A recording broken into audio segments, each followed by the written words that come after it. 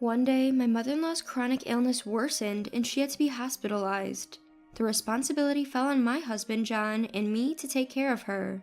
John has 2 older brothers, but they left for college in the city, landed jobs there as well, married city girls they met, and built their homes in the city. Therefore, they seldom returning to our small town.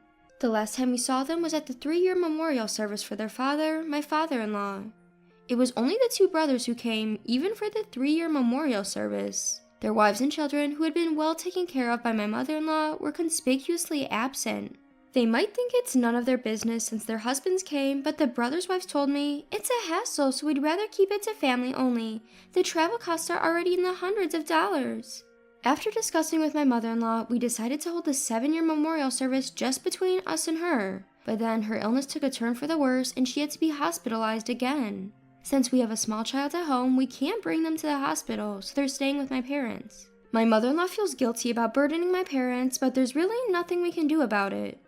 John helps out as much as he can, visiting after work to bring laundry home or help clean her up. We've let the brothers know about the hospitalization, but they haven't visited or sent any gifts. Despite this, the wives of the brothers are still complaining about not receiving the seasonal premium fruits that my mother-in-law sends them every year. "You're aware that my mother-in-law is in the hospital, right?" I said.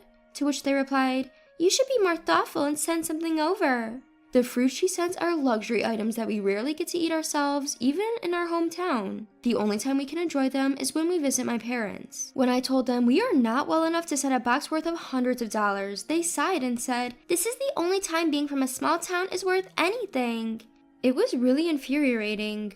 We ignored the message they left on my in-laws' answering machine, but then they called our house. They were complaining about not being able to share with their friends because they hadn't received their share. My mother-in-law reassures us that she'll pay us back for what we spent on her care, but we've been covering some of the smaller expenses out of pocket. When my father-in-law passed away, all of his estate, which isn't worth much more than a couple of $1,000s, even if we sold the house and land, was inherited by my mother-in-law for her retirement. She's not impoverished since she had a bit of pension, but she's not well off either. Despite this, she's been sending boxes of products worth hundreds of dollars from local farmers to both of her sons' families every year. It's something the locals rarely get to taste since it's not sold in markets, only at farmers markets. It's expensive, and for us, a family struggling with kids, we can only get a small share from my parents or my mother-in-law. On top of this, there have been no signs of gratitude or return gifts from the brothers' families. My mother-in-law once complained, "They don't even call to let me know they received the boxes." When John told his brothers about her hospitalization, their reaction was just bland, "Oh really?" and didn't say anything about visiting. Apparently, my mother-in-law was hoping her sons would visit, so I felt bad for her. A few days passed and things went downhill. Last night, my mother-in-law called from the hospital. She wanted me to send some luxury fruit on behalf of her sons.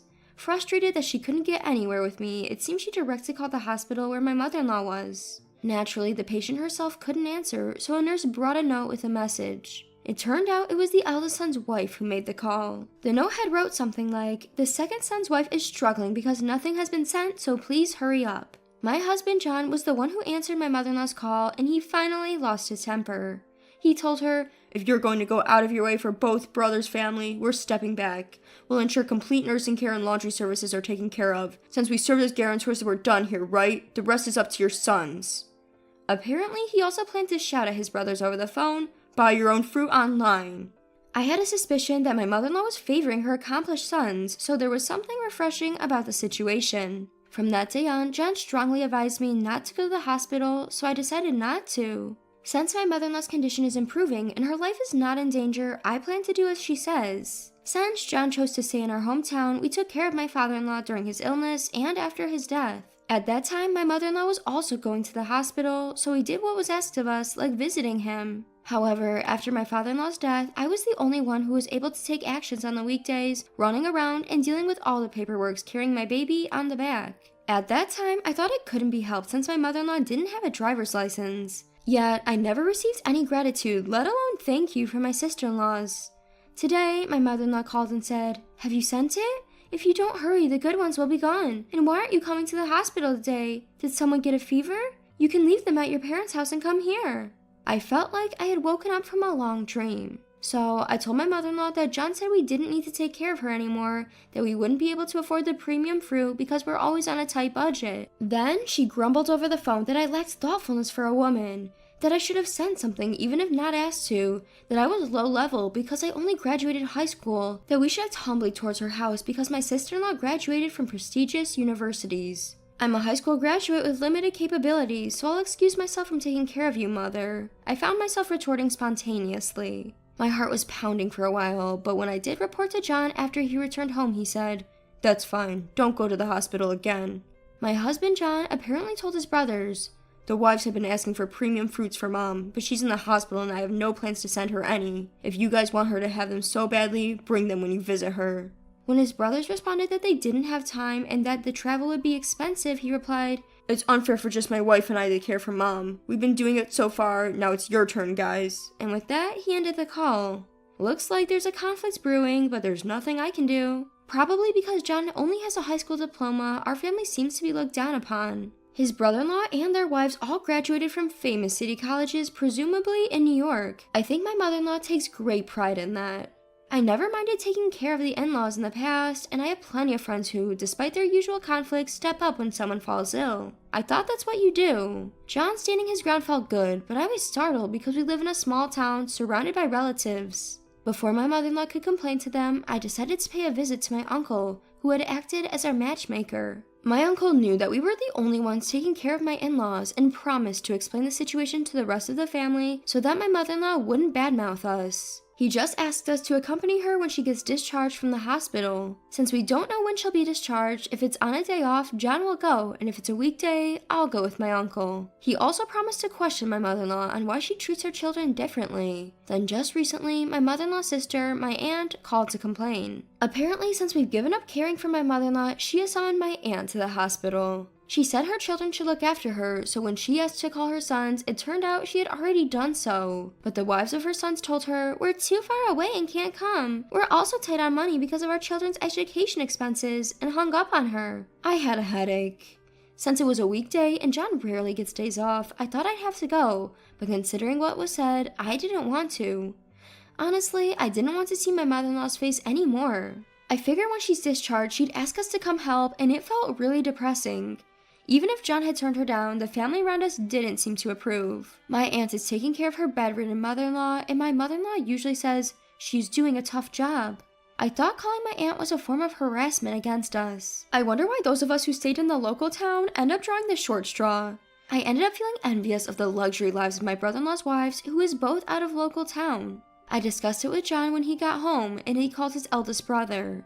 They talked for a while, and apparently other relatives besides my uncle and aunt had called the eldest brother's place. So the two brothers are going to come back for the weekend to discuss how to take care of their mother in the future. At the discussion, along with the two brothers, John and I, uncle, aunt, and the other relatives were going to talk. I've decided to make a detailed list of the money I've lent to my mother-in-law that hasn't been returned and the things I've done for her. I presented this to the family meeting, which included my mother-in-law who was temporarily discharged from the hospital.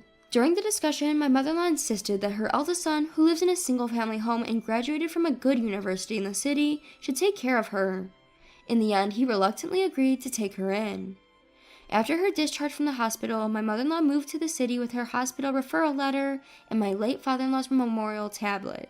As for the remaining family home, my uncles and aunts suggested that my husband should keep it, considering he couldn't go to college. However, we declined as we didn't need it and moved into an apartment on my family's side. We have not informed our addresses or contact information to my mother-in-law or my brother-in-law. John and I also decided to change our mobile numbers, which had been in use for 3 years, and remove our landline phone, effectively cutting ties. We thought that this would be the end of it, but recently we received a phone call from my uncle that my mother-in-law had returned to the family home. My mother relayed the message to us. Apparently, the eldest brother's wife had been very cold to my mother-in-law because the eldest brother had made the decision to take her in without consulting his wife. She had even been told to get her own meals by herself, even if it was right after being discharged from the hospital. After a month, she couldn't take it anymore and asked her second son for help, but he also declined since his wife had already been cautious about the situation from the start. That's why she returned to her original family home. Just because my uncle contacted us doesn't mean we plan to help my mother-in-law. During our discussion, John was hurt when my mother-in-law told him, "You were a poor student and had no choice but to stay here in the small town. You're my disappointing third son." She even said she was disappointed that I, whom John met and married at his job after graduating from his vocational school, only had a high school education. We no longer feel the need to appease my mother-in-law after such harsh words. I had been wary of the situation from the start, given the way my sister-in-law had acted, and that's why I didn't take my aunt and uncle's advice to move into the family home. But I never thought she'd return in such a short amount of time, especially after the eldest brother boasted, "If you hate taking care of mom so much, I'll let my wife do it." I expected her to at least stay longer. In our discussion, I had a list of daily necessities that my mother-in-law had used and the money I had spent on her, which I had been keeping in the household budget book. I also wrote down the things I did for the family home, like going to the city hall to get a burial permit after my father-in-law's funeral, dealing with pension procedures, and the transportation costs for taking my mother-in-law to the hospital. I made copies and handed them over to John's 2 older brothers, my uncle, and my aunt. John's 2 older brothers said it was only natural because they're her children, but my uncle and aunt said it was unfair for John alone to bear the burden. They told my mother-in-law to return the money that he had fronted. My mother-in-law glared at me angrily and threw some money at John from her wallet while saying, "You've been influenced by your wife." Even my uncle seemed to lose his patience with the situation. He stood up and slapped my mother-in-law. In the end, she dismissively spat out, "I don't need a child like this," to her. It seems that was when my husband John was able to make the decision to cut ties.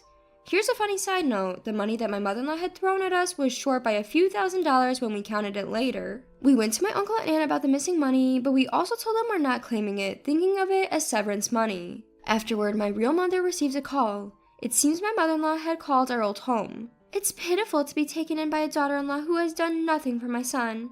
Since she's back, I'll come and take care of her hospital visits," she said, as if it was only natural. My mother replied, "We didn't ask for a sister-in-law to come, and the married couple are already adults. We have no intention of interfering. I heard that you said you didn't need your youngest son and went to the city to be taken care of by your eldest. Why are you here?" After that, she hung up without a word. 2 years had passed since then. After that, it seems that my uncle, aunt, 2 elder brother-in-law, their wives, and my mother-in-law had a discussion. We had moved after my mother-in-law went to the elder brother's house, so we received a message through my parents' house from my uncle to participate. But John said, "I fulfill my responsibilities as a child. If any money comes in, please offset it by disclaiming my inheritance." So we did not participate.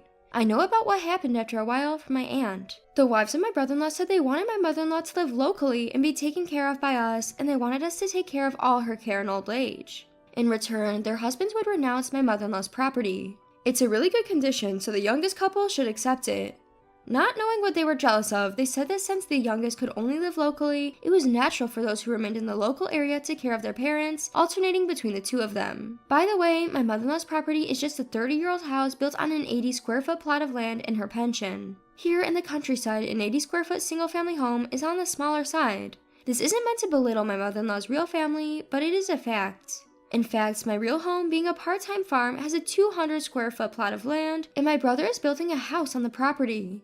Even so, the value of the land isn't much, and to think they could lure us in with such a thing, it was a stark reminder of the fundamental difference in thinking between the wives of my brother-in-law and us. In the past, we didn't do it because we could receive the house, but because she was John's mother, we felt obligated to be there for her because we were nearby, and she must have felt lonely being left alone. My mother-in-law must have felt lonely back then. She even thanked us. However, from the persistent demands for premium fruit by the wives of my brother-in-laws, we came to understand all of my mother-in-law's true feelings and nature and grew to loathe everything, thus becoming estranged. Still, it seems that our intentions did not get through to the wives of my brother-in-laws at all. My aunt too has taken care of her mother-in-law when she got married, so she tried explaining to my brother-in-law's wives that it's not how they think it is, and even voiced her opinion to my mother-in-law, but it seems like they just couldn't understand each other. After all, my mother-in-law just wants to live with my successful brother-in-law in the city, as she's always been telling people around her, and she insists that they take her in no matter which one. Despite the continued disagreements that came after, it seems like in the end, they rented an apartment near my eldest brother's house with my mother-in-law's pension and assistance from my brother-in-law. But my brother-in-law's wives have made it clear they won't look after her at all.